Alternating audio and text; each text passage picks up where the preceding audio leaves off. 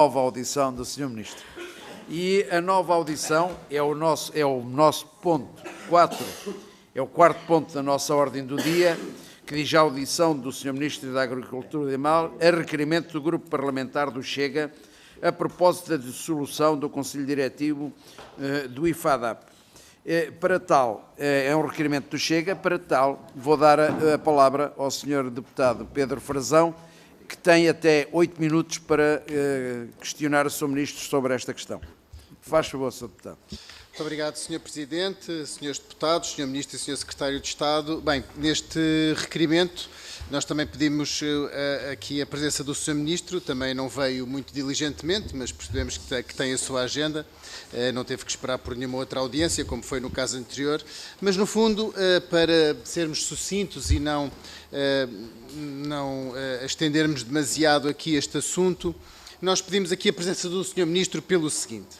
Nós já várias vezes falámos aqui do IFAP, até em audições regimentais anteriores, e em todas essas audições, ou em duas delas que eu me lembro muito concretamente, eu questionei o Sr. Ministro pelo facto de manter na presidência do IFAP um empedernido socialista. É que o anterior presidente do IFAP, que o Sr. Ministro exonerou agora, tinha sido já secretário de Estado do Partido Socialista, da Ministra da Agricultura de má memória, e tinha-se demitido desse cargo de secretário de Estado da Agricultura por alegadas, vou retirar o alegadas, por motivos de saúde.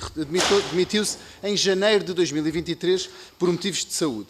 Mas, antes de se demitir, este Rui Martinho, que foi secretário de Estado, escreveu a carta de demissão, a nova carta de demissão do IFAP e, por conseguinte, escreveu o job description, digamos assim, do presidente do IFAP. Ora, poucos meses depois, nós vimos-nos todos confrontados no país, em agosto de 2023, depois de ele se ter demitido em janeiro por questões de saúde, vimos-nos todos confrontados com a nomeação dele próprio para presidente do IFAP, pela mesma Ministra da Agricultura, que tinha aceite a sua demissão por questões de saúde. Depois existiu aqui também aquele pequeno quiprocó da Secretária de Estado da Agricultura mais rápida de sempre, foi uma Secretária de Estado da Agricultura socialista que teve apenas 25 horas no Governo, porque se descobriu que tinha umas contas arrestadas no meio de um processo do Partido Socialista, mas isso faz parte daqueles 13 secretários de Estado 13 secretários de Estado e ministros que se demitiram no governo de maioria absoluta do António Costa, que foi conhecido por ter muitos casos e casinhos. Mas, no fundo, Sr. Ministro, eu estou a referenciar isto porquê? Quando o Sr. Ministro tomou posse em 2024, eu questionei-o diretamente sobre a sua confiança no presidente do IFAP, porque os agricultores experienciavam atrasos gravíssimos nos pagamentos, nomeadamente atrasos que levaram até ao corte de fronteiras em fevereiro de 2023, levaram a manifestações nas ruas, levaram ao encerramento de explorações e levaram a uma grave situação de cash flow de muitas explorações agrícolas. Ora, o Sr. Ministro, na altura, disse-me que mantinha a confiança no presidente do IFAP. Disse que tinha toda a confiança, que não era por ser do Partido Socialista que o iria exonerar e manteve-o lá. E, portanto, a minha primeira pergunta é, Sr. Ministro, é verdade, tal como eu lhe perguntei na altura, que o estava a manter só para ter um alibi pronto para exonerar quando alguma coisa corresse mal? Esta é a primeira pergunta. Depois, concorda que este senhor engenheiro Rui Martinho é, de facto, o exemplo acabado de uma porta giratória do nepotismo do PS, passando de um sítio para o outro, passando do lugar de secretário de Estado para presidente do IFAP, agora foi para uma autarquia. Bem, isto é ou não é, de facto, um exemplo das portas giratórias da máquina socialista? E depois, Sr. Ministro, queria-lhe perguntar sobre esta nova, uma vez respondendo a estas questões do passado, gostava que me respondesse sobre o futuro, que já é presente, mas o futuro. Este novo Conselho de Administração do IFAP vai ser capaz de executar financeiramente todo o investimento é que, de facto, o investimento executado pelo IFAP tem sido em baixa. Recentemente atingiu apenas os 45%, o que preocupa não só a execução do PEPAC, mas também a execução do PRR. Portanto, é preciso que nós tenhamos a garantia do Sr. Ministro, que tutela o IFAP, desta estabilidade no pagamento dos apoios nacionais e também dos da União Europeia, dos comunitários, à nossa agricultura e às nossas pescas. Portanto, a nossa estabilidade é essencial para os agricultores e para a organização deste setor. E agora, Sr. Presidente, vou dividir o tempo com a Sra. Deputada Ana Martins. Muito obrigado. Deputada.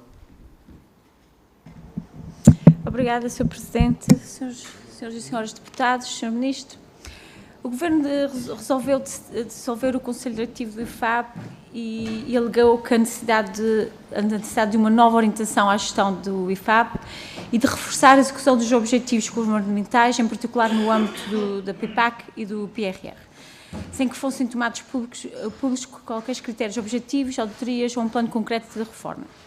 Esta mudança foi anunciada em plena reta final para os pagamentos das ajudas, levantou várias dúvidas, inquietações e esperanças entre os agricultores, não apenas a nível nacional, mas também na comunidade agrícola açoriana. No setor agrícola açoriano, as preocupações não se limitem apenas às condições de mercado, mas também com os constrangimentos operacionais e financeiros que a própria Federação Agrícola dos Açores manifestou profunda inquietação com atrasos no pagamento de apoios essenciais aos produtores, incluindo apoios ao abate, suplementos para bovinos, manutenção de vinhas e compensações por más condições meteorológicas, com impacto negativo direto no rendimento e sustentabilidade dos agricultores da região. Sr. Ministro, o que temos hoje é um histórico persistente de atrasos nos pagamentos, falta de previsibilidade, ausência de prazos legalmente vinculativos e uma completa desresponsabilização da administração perante quem depende destes apoios para pagar os salários, rações, combustíveis ou crédito bancário.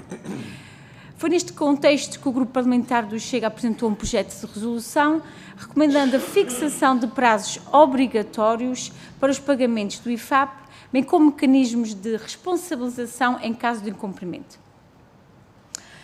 Pois o setor agrícola, como costuma ser, não precisa de anúncios, precisamos de mudanças e nem de mudanças cosméticas, precisamos de pagamentos atempados, regras claras e responsabilidade política.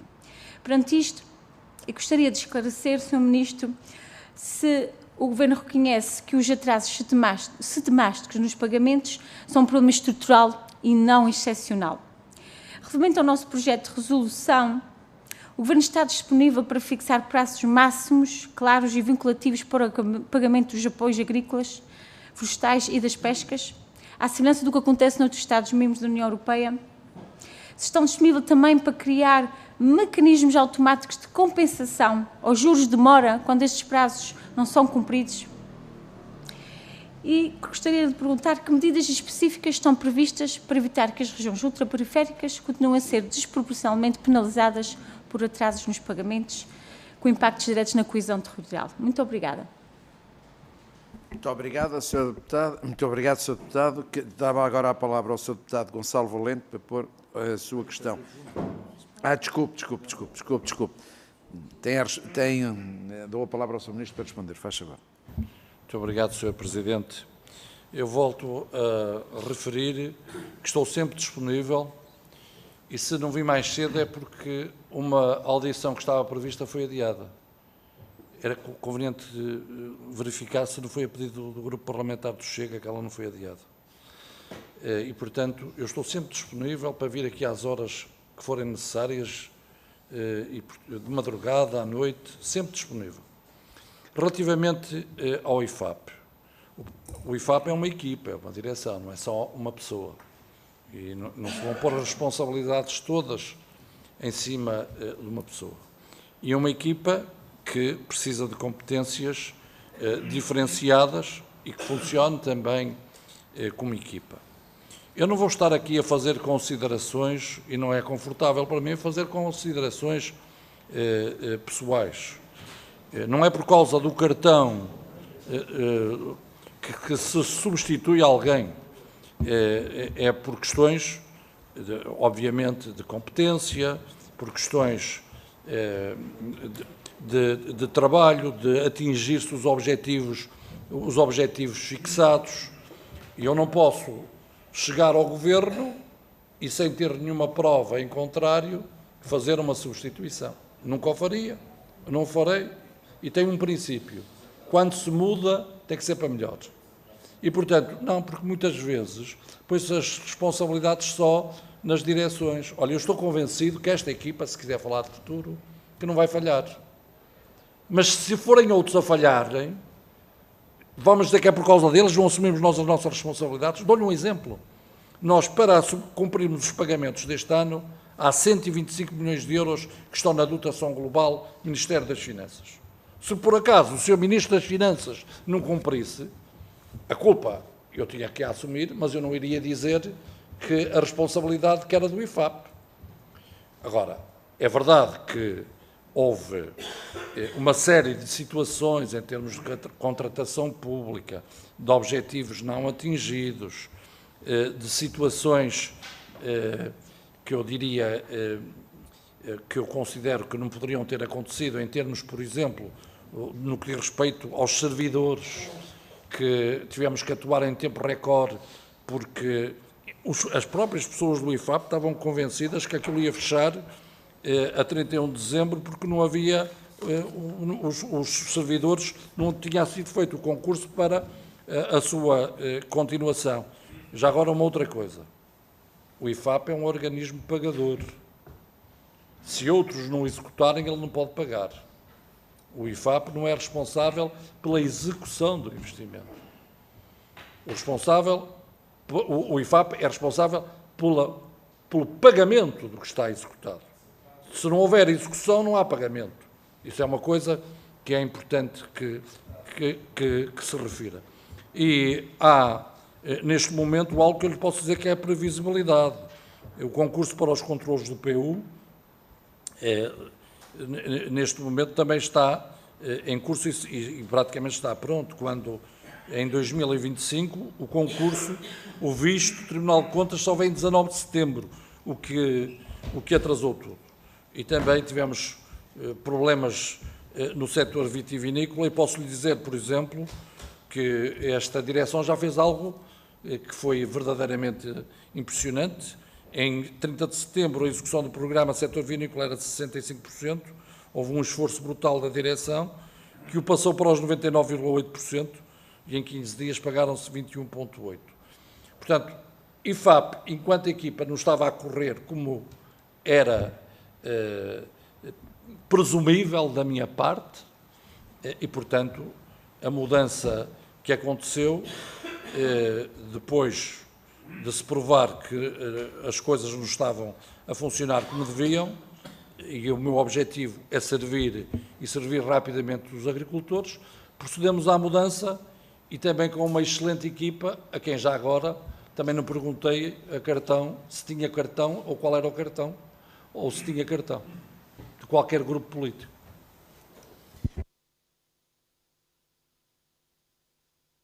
Muito obrigado, Sr. Ministro. E agora sim, Sr. Deputado Gonçalo Valente, para a sua questão. Faz favor, tem até 7 minutos. Muito obrigado, Sr. Presidente. 8 minutos, desculpe. Muito obrigado, Sr. Presidente, Srs. Deputados. Sr. Ministro, antes de iniciar a intervenção, eu creio que nepotismo não é nomear alguém com experiência na área. E ainda bem que há um percurso que possamos evidenciar. Mal de nós que não tivéssemos ninguém para nomear sem ter provas dadas. Portanto, eu até acho que é uma nomeação, independentemente daquilo que vier a acontecer, uma nomeação, pelo menos, consolidada em provas e num percurso que tem como ser explorado. O Chega critica o facto da dissolução do Conselho Diretivo ter sido justificada apenas com a necessidade de dar uma nova orientação à gestão do IFAP, sem explicação objetiva de falhas, irregularidades ou incumprimentos concretos. Pergunto eu, só se fazem alterações quando há falhas ou quando há irregularidades? Onde é que fica a dinâmica da ação, a capacidade de execução, e os objetivos estabelecidos. O IFAP desempenha um papel central na agricultura portuguesa, sendo fundamental na gestão de fundos e no apoio direto aos agricultores. A recente mudança promovida pelo Governo surge no momento em que o setor enfrenta desafios significativos, incluindo a necessidade de maior eficiência, transparência e modernização. Ou seja, é fundamental o Governo estar o mais capacitado possível para encontrar as melhores respostas às exigências do setor. Eu acredito, vivamente, que esta decisão poderá fortalecer o IFAP. Pelo menos trará uma visão estratégica e isto, na minha ótica, é fundamental, uma visão estratégica em linha com o Governo, tornando a sua ação mais célere e eficaz, beneficiando diretamente os agricultores e os produtores que dependem do apoio desta instituição. Medidas como a simplificação de processos e a melhoria da gestão interna são, creio eu, para todos, essenciais para garantir que os recursos cheguem de forma mais rápida e segura a quem deles necessita. Os agricultores não podem estar em ato eterno à espera dos apoios que lhes são devidos, mas, acima de tudo, prometidos, e isto chama-se previsibilidade. Logo, o Governo tem de dar o exemplo e respeitar aquilo que é a sua obrigação, cumprir prazos. E se as coisas não estavam a acontecer com os tempos e com a expectativa que o Governo criou, então só tinha de tomar decisões. E creio eu, e o Sr. Ministro também que teve essa oportunidade aqui de o dizer, não seria ou não faria muito sentido, quando da entrada do Governo, proceder a essas alterações sem de facto conhecer ou perceber se o Instituto estava a ter ou estava a exercer a sua função de acordo com aquilo que era ou que eram os objetivos do Governo. Passou algum tempo, houve essa avaliação, houve um diagnóstico com certeza que foi feito e foi tomada uma decisão. Não forçosamente por terem sido cometidos erros ou irregularidades, mas porque o Governo tem uma determinada visão estratégica, tem um alinhamento que considera que deve ser seguido e deu uma oportunidade a alguém que tem, de facto, experiência na área. O Chega era até, na minha opinião, até fiquei um pouco admirado com a submissão deste requerimento. O Chega era para estar satisfeito, porque foi aqui, nesta casa, uma das vozes mais ruidosas nas críticas ao IFAP, e até mesmo já nesta audição, acabou de o fazer. Portanto, nós não podemos querer melhorias e resultados diferentes com a mesma estratégia e, acima de tudo, com quem a protagoniza. Saúdo esta mudança, porque as mudanças, desde que feitas com boas intenções, são sempre positivas. E eu confio que, com diálogo e empenho, o IFAP continuará a ser uma instituição sólida e próxima dos agricultores, contribuindo para o desenvolvimento rural e para a sustentabilidade do setor agrícola em Portugal. Sr. Ministro, a nova orientação de gestão do IFAP é bem-vinda e necessária, e eu disse não tenho quaisquer dúvidas, pois os compromissos de Portugal com os agricultores e com a Europa assim o exigem. Por isso questiono se esta informação já existir, que reforços terá o IFAP no sentido de cumprir a sua missão e o bom trabalho que todos desejamos. Relativamente aos compromissos do PRR e da agenda mobilizadora do setor agroalimentar, está claro que só alavancando o nosso desenvolvimento tecnológico poderemos ter um setor primário mais produtivo e, simultaneamente, mais sustentável.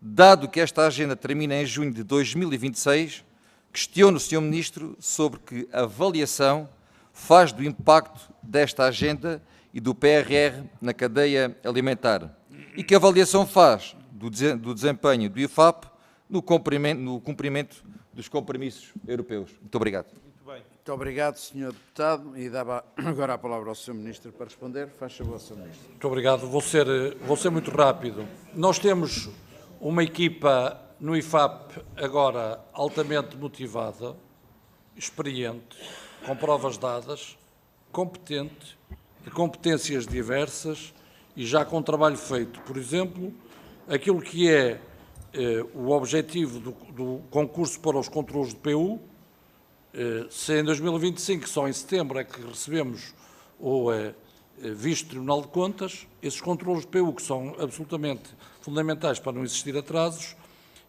estará pronto e o contrato será assinado em fevereiro.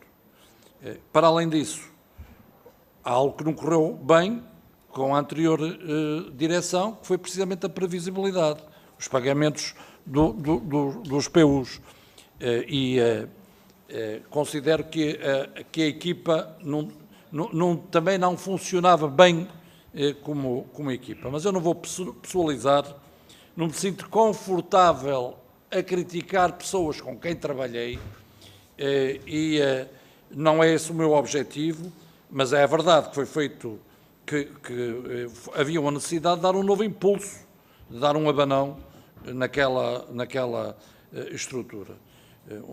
O IFAP, que no fundo também precisava de se modernizar e não havia sequer, para os controlos não havia carros, não havia viaturas. Pois bem, já estão feitos contratos de renta-car, procedimentos de aluguer, porque as pessoas têm que se deslocar ao local. Não tenho a mínima dúvida que esta equipa altamente motivada, se nós não lhes falharmos, também não vão falhar. E a simplificação é um dos objetivos que também está em cima da mesa e nos quais estão a trabalhar. Muito obrigado, Sr. Ministro. E tem agora a palavra pelo Partido Socialista o Sr. Deputado André Risto, quem deu a palavra. Faz favor, Sr. Deputado. Muito obrigado, Sr. Presidente. Tem 7 minutos. Muito obrigado, Sr. Presidente, Sr. Ministro, caros colegas. Dar nota que irei repartir a minha intervenção. Eu queria começar pelo essencial e não pelo acessório. O essencial é dizer que o IFAP, como sabemos, é um instituto público, que está inserido na administração indireta do Estado português, dotado de autonomia administrativa, financeira e patrimonial e que tem, obviamente, superintendência e tutela conjunta, aliás, do Ministério da Agricultura e do Ministério das Finanças.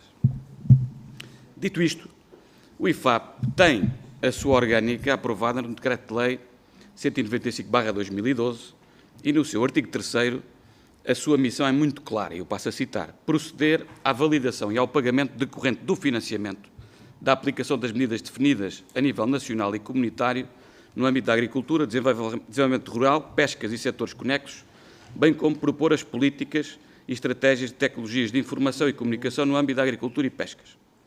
Sendo atribuições do IFAP garantir o funcionamento dos sistemas de apoio e de ajudas diretas nacionais e comunitárias e a aplicação, a nível nacional, das regras comuns para os regimes de apoio direto no âmbito da PAC. Ser autoridade certificada do FEAGA, do FEADER e do FEP. Ser executor da política estratégica na área das tecnologias de informação e comunicação para o setor agrícola e das pescas. Portanto, fundamentalmente, salvo melhor opinião, o IFAP é uma entidade gestora e pagadora de fundos nacionais e comunitários destinados ao setor da agricultura e das pescas, ou seja, na prática, no essencial das suas atribuições e missão e competências, elas são administrativas e burocráticas, de aplicação da lei e dos regulamentos e não competências de natureza política e definição de políticas públicas. A minha primeira pergunta é então saber se o Conselho Diretivo que Vossa Excelência dissolveu no passado dia 8 de setembro não estava a cumprir ou estava a falhar na sua missão de pagamento dos fundos aos beneficiários e, concretamente, quantas situações de falha / incumprimento é que o Ministério tinha conhecimento à data dos factos. Muito obrigado. Obrigado, Sr. Deputado. Tem a palavra Muito obrigado para responder. O Sr. Deputado vai-me obrigar a falar coisas que eu não queria. Lamento, mas obriga-me então a falar e vou ver se não falo de tudo. Olha, por exemplo, tivemos para perder, no que refere naquilo que é a autoridade certificadora, tivemos para deixar de ter uma coisa gravíssima, tivemos para deixar de ser autoridade certificadora por desleixo. Fica a saber que tive que andar a recolher assinaturas num prazo de 2 dias, inclusivamente dos elementos do Governo Regional da Madeira e dos Açores. Era gravíssimo, inaceitável. Posso lhe dar outros exemplos que não quero. E, portanto, mas se começar a fazer perguntas, eu respondo a tudo. Em relação em relação àquilo que era, por exemplo, o programa do setor vinícola, houve uma perda de 19,8 milhões de euros. E quando esta equipa chegou, a execução estava em 65%. E em 15 dias pagaram-se 21,8 milhões de euros. Houve um falhanço sucessivo naquilo que eram os controlos. Sucessivo. E, portanto, eu que não quero estar a entrar em situações que não correram bem, se me obrigar a falar das situações, eu falo. No entanto, posso lhe dizer que também não houve nunca, da parte do Presidente do IFAP, nenhuma situação de deslealdade. Se calhar começou a quebrar a motivação. Mas eu preferia ficar por aqui. Sr. Ministro. Muito obrigado, Sr. Ministro. Tem a palavra o Sr. Deputado. Faz favor para continuar. Sr. Ministro, a ver se nos entendemos. Eu fico incomodado, não tenho que ficar incomodado. E vou-lhe explicar porque é que não tenho que ficar incomodado, Sr. Ministro. Porque uma leitura, nem precisa ser muito atenta, da Constituição da República Portuguesa, determina o seguinte: o Sr. Ministro aqui está na função de fiscalizado e eu estou, modestamente, na função de fiscalizador em nome do povo português. O Sr. Ministro tem toda a legitimidade, todo o direito de tomar as opções políticas que entender. O que não tem, na minha ótica, é o direito ou o dever até de que se fica a pairar no ar dúvidas sobre a honorabilidade ou competência técnica ou profissional de alguém. Isso é que é questionável. E, portanto, há pouco criticou a minha colega Júlia Rodrigues porque não lhe fez uma pergunta concreta.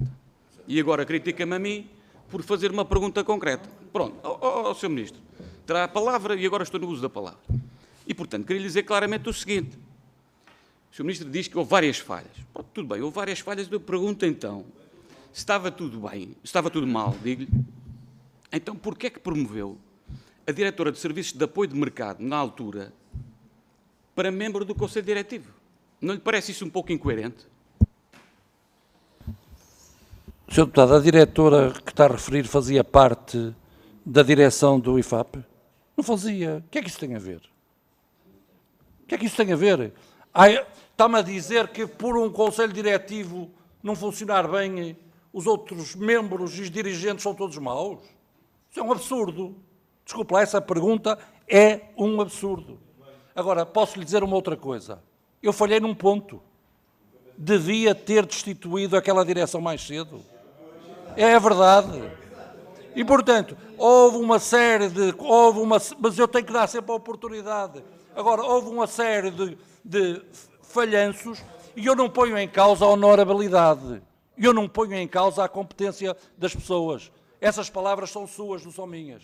Nunca pus em causa a honorabilidade, nunca pus em causa a competência das pessoas, nunca pus em causa sequer a lealdade das pessoas.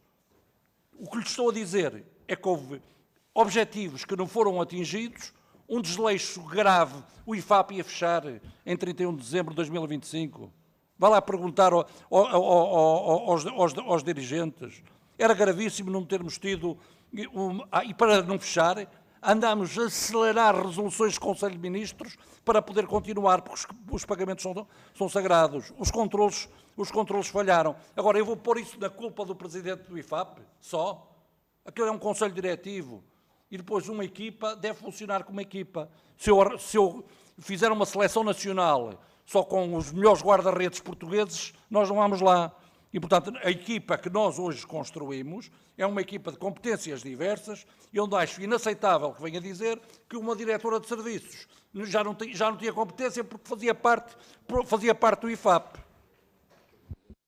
Muito obrigado, Sr. Ministro. Tem a palavra de novo o Sr. Deputado André. Muito obrigado. Sr. Ministro, reitero o que disse. O Sr. Ministro é livre de tomar as decisões políticas que entender e é nesse plano avaliado do ponto de vista político. E, portanto, aquilo que eu queria dizer muito claramente é o seguinte: as suas opções são as suas opções e do Governo, E, obviamente, quem faz o trabalho... O Sr. Ministro há pouco disse uma coisa muito interessante que eu retive. Não tenham um princípio de desconfiança, nem com os agricultores, nem com os autarcas. E eu comungo exatamente daquilo que disse, até porque fui autarca. Mas acrescento-lhe mais. Eu também não tenho nenhum princípio de desconfiança por ninguém que esteja no Conselho Diretivo de nenhum Instituto Público Português. Não tenho. E, portanto, nessa medida, aquilo que eu acho que é relevante é a incoerência que eu aponto é, o Sr. Ministro há pouco disse que era uma equipa e que não pode avaliar só o Presidente ou só um vogal. E essa pessoa, diretora de serviço, fazia parte da equipa também e é corresponsável pela ação ou omissão e pelos resultados também. E, portanto, estamos a colocar só o ónus numa equipa, porque dá jeito de colocar o ónus só nessa equipa, e eu refuto determinantemente isso e quero aqui defender a honorabilidade e a competência profissional dessas pessoas que merecem não um princípio de desconfiança, mas um princípio de confiança e terão sempre esse meu princípio de confiança. Seja neste instituto, seja noutro qualquer.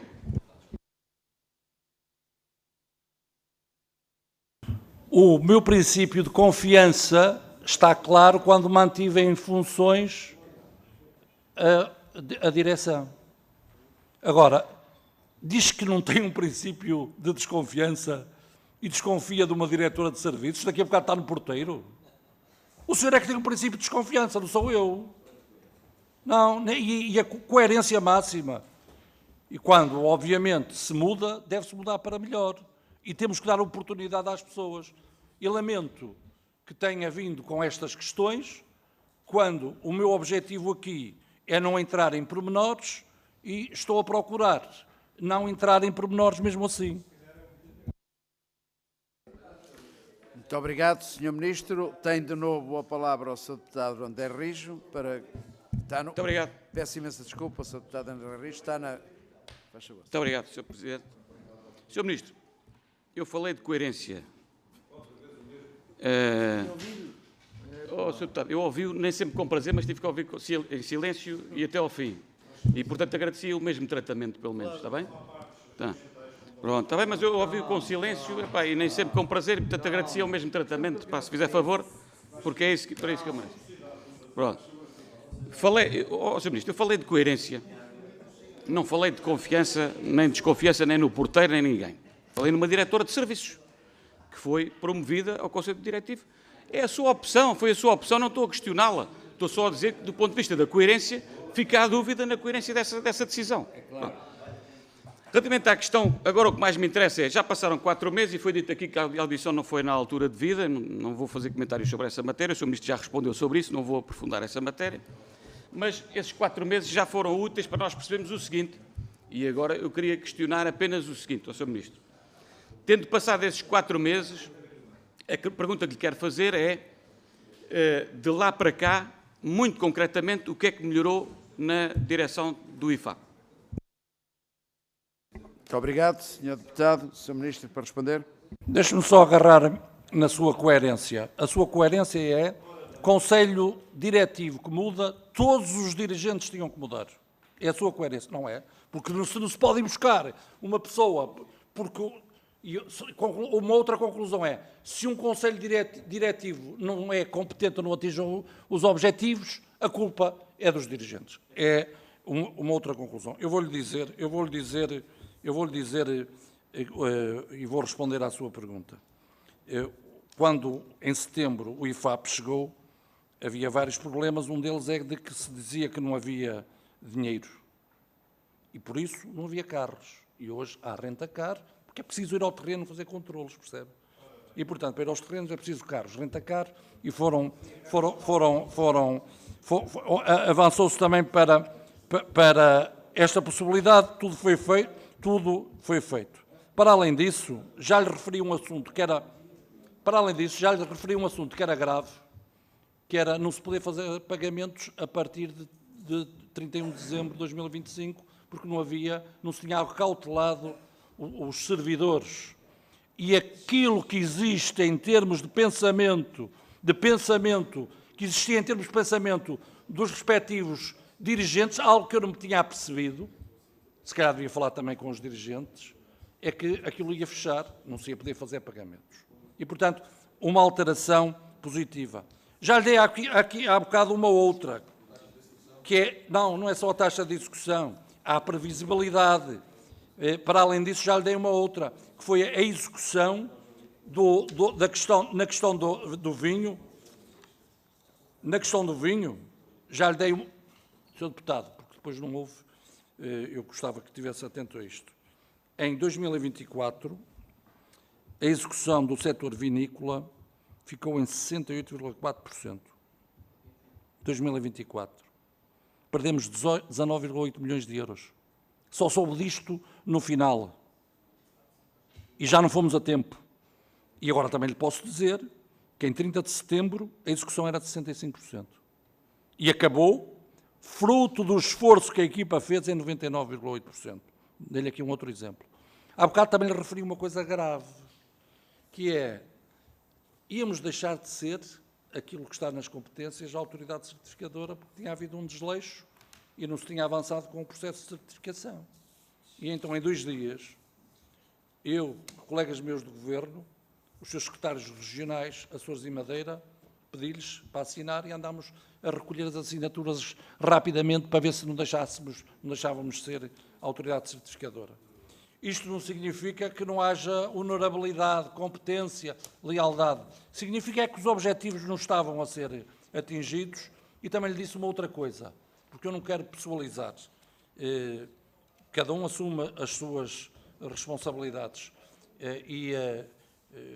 Não me sinto, disse isso, eu não me sinto confortável a falar de pessoas que trabalharam comigo e que foram leais, onde eu não ponho em causa a sua competência nem a sua honorabilidade, mas que, enquanto equipa, não atingiram os objetivos. Muito obrigado, Sr. Muito obrigado, Sr. Ministro. O Sr. Deputado ainda tem cerca de 1 minuto para pôr alguma questão, sendo que o Sr. Ministro já não tem tempo para responder, mas faz favor. O Sr. Ministro não tem tempo para responder, eu não vou fazer nenhuma questão, vou só dizer que neste momento, eventualmente, o mais adequado a fazer é, de facto, depois o grupo parlamentar requerer a audição dos anteriores elementos do Conselho Diretivo do IFAP para poderem, de alguma forma, justificar aquilo que possa ser, eventualmente, alguma falta de orientação política existente no Governo. Nós não temos problema em sindicar a atividade do nosso Governo. Aliás, ela é sindicada todos os dias.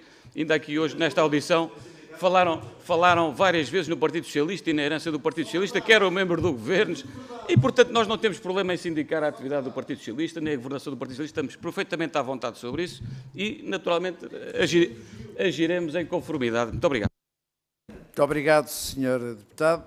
O Sr. Deputado Emanuel tem mais uma questão? É uma interpelação à mesa. Sim, senhor. Uma vez que, ao contrário do que a minha colega, eu não concordo, mas daqui da bancada, a Júlia, não fez nenhuma questão e fez 3 questões objetivas ao Sr. Ministro.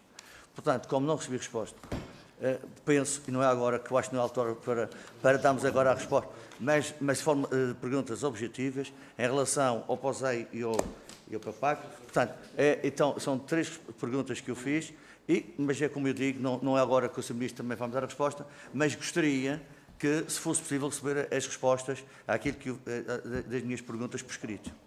Se for possível. Desculpe? Não, as 3 perguntas, não.